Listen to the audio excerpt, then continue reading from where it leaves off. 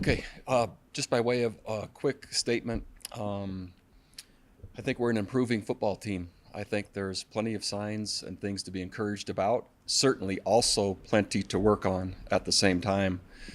Our team is resilient. I think they're tough. I think they're competitive. I think they're willing. I think they're eager.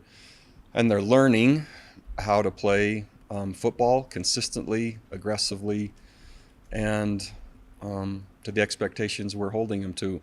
We're a work in progress, but I'm encouraged.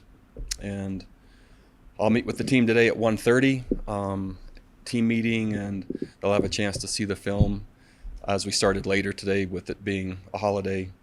And through the bye week, a great chance to recover and renew, but also improve. And so we'll do both of those things and then get ready for Auburn. So I'll be glad to take questions. Kind of a standard question, and I think you covered some of it there, but with the tape that you've been able to watch and a little more time to digest on Saturday's performance, I mean, what are kind of the final thoughts from Arizona?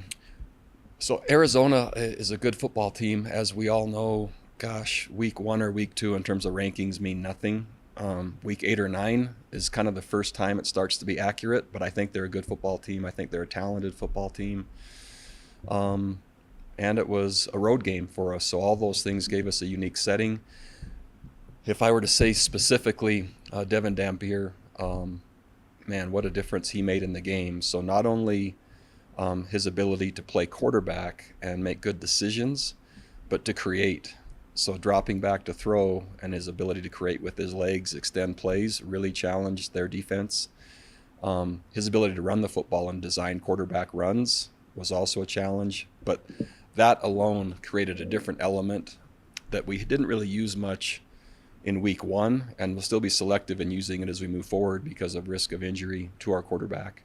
But his play made a real difference in the game, and I think elevated the offensive production, not only yards but scoring, and that was clear. Luke Wysong, amazing game, versatile and tough and productive, and on special teams. And I mean, you really can't do much more than he was doing. So those two players, the quality of play they combined with supporting cast in that environment against that quality of an opponent was inspiring. It was fun to watch, but it really reflected the identity of our program. Two guys really trying hard, and if it didn't work just right, they found a way for something else to work, and they battled and they battled and they were resilient and they battled and they competed right to the very end.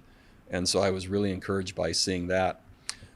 Defensively, lots of good plays in between way too many giant plays working against us. And so the consistency, concentration, and assignments, all controllable things, so much in our control. Tough matchups against the receiver here and there, but within the scheme, strategy, and execution, if there's just execution and concentration, I think the players will see how much they can control that would have affected the outcome. Might not have changed the outcome, but probably would have gone to the end. And so empowering through what can be done, but lots of maybe even statistically, as the numbers wouldn't say, I think the defense played significantly better than the week before. You can't take away the giant plays, but they can be addressed, and we got to do that as soon as possible.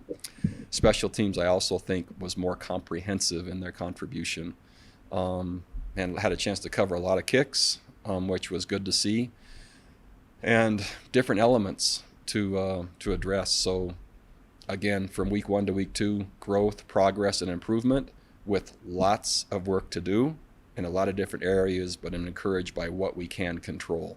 How fast we control it really becomes the issue. Coach, we asked you this in Las Vegas, and it's a season with 3 byes. You mentioned an improving football team. You've got a bye week before you play Auburn with 60 new guys on the staff. You're still trying to implement a system. How important is this bye week to get this, to maybe get some injured guys back?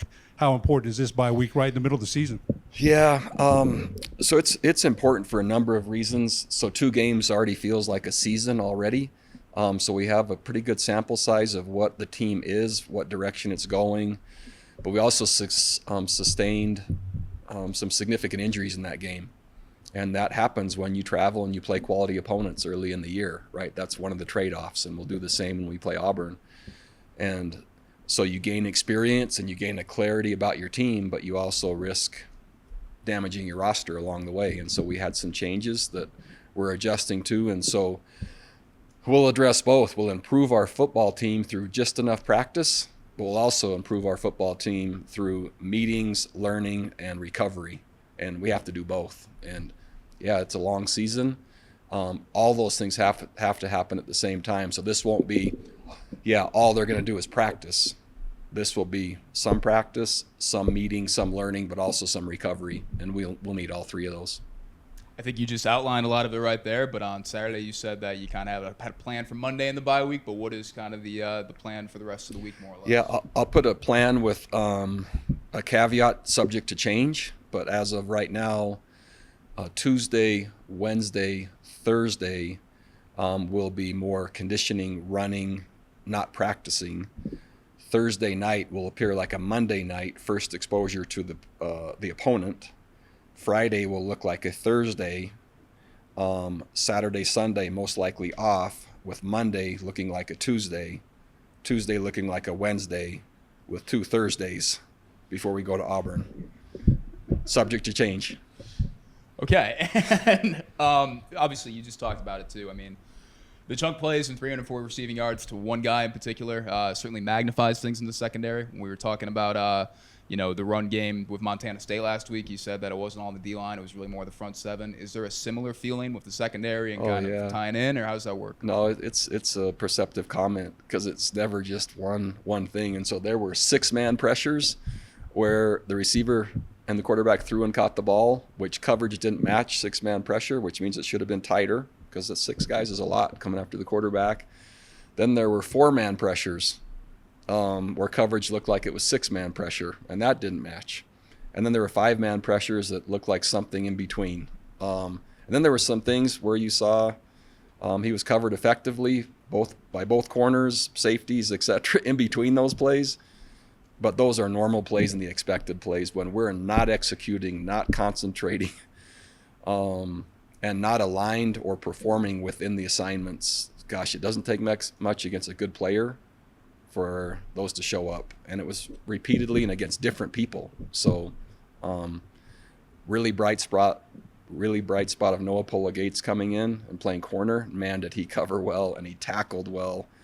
And he was starting on all the special teams in addition. He played good football. And, it was fun to see someone within the right assignment, within the right mindset, within the right technique to match that and be effective when he was supposed to against that receiver. And so very good player. I'm not going to take anything away from him. Same with the quarterback. But, gosh, we made him look even better than he already is. He's already good. We made him look better than that. And again, I'm not diminishing what he's capable of, but we contributed for sure. I guess just continuing the topic of Noah Pola-Gates, I mean, he was a guy that definitely had a lot of public struggles last year. So for him to make the jump, this week and week 2, I mean, what just stands out about the character and the type of guy he is to bounce back the way he did? Yeah, one jump doesn't mean he's jumped. And it took an injury for him to get a chance in this game. We had a nickel and a corner go down the first play. So anyway, Noah gets a chance and was ready and just made the most of it, which I think is the message. That doesn't mean he's jumped. It doesn't mean he's arrived. It doesn't mean now he's blossomed. But man, did he make the most of an opportunity through diligent and really hard work, and with a lot of setbacks already in fall camp and challenges. So he's resilient. He's not perfect, but he's resilient, and I admire that part. And then you said a few minutes ago that you had a few injuries that you sustained in Arizona. Can you just give a quick injury report? So I'd rather not, because I probably won't be accurate. So I'll allow that to happen with Jeff and Frank when it's more clear, because I'll forget somebody. But yeah, there's changes for sure. And that's always a frustrating part, especially early in the year. And when that can be more accurate, I think that'll be better to do it then. So Frank, the pressure's on you whenever that is. I mean, bye week and all that, and I think you said in the spring that like it's not until like 3 years into rebuilding a program that you actually get time for a breather. Will you like watch other games on Saturday? How will you kind of approach that? Is there just a smidge more time, like 20 more minutes than usual, or? Man, I'm not feeling that right now. I'm not feeling that. There's a lot to do, and I'm lucky to be able to do it here. And it was a privilege to be with my team. Yeah, we didn't win, and we could have played better, but they competed hard. They wanted to win. They're eager and hopeful, and I enjoyed being with them.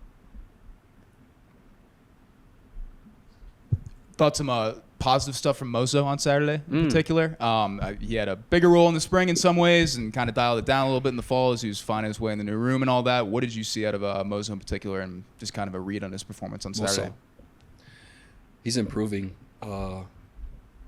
Consistency is one of his strengths, and just day in and day out improvement over time with not so many ups, not so many downs. Is just the volume of work he's put in is allowing him now to have his play emerging as an improved and more capable player.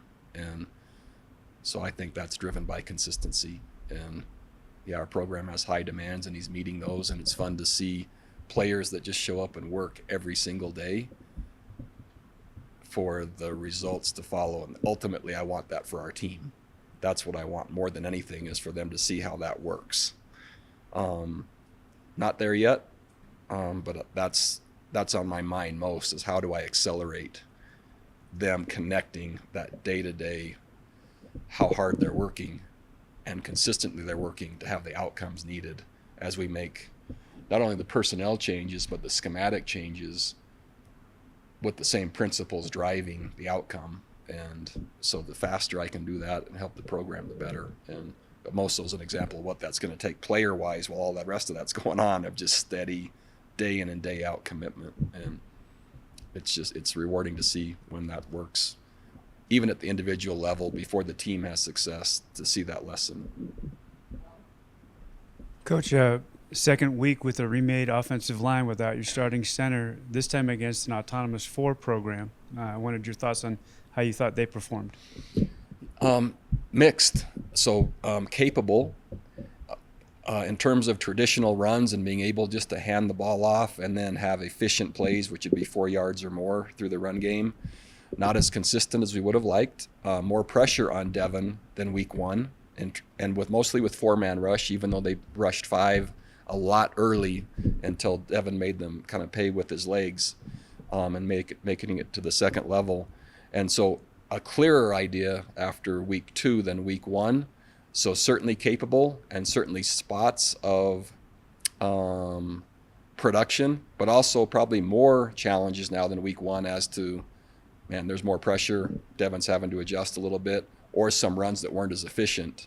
And so a little less consistency against a better opponent is how I'd say that. Again, with a remade offensive line, as you already alluded to. But I'm encouraged, and they're capable.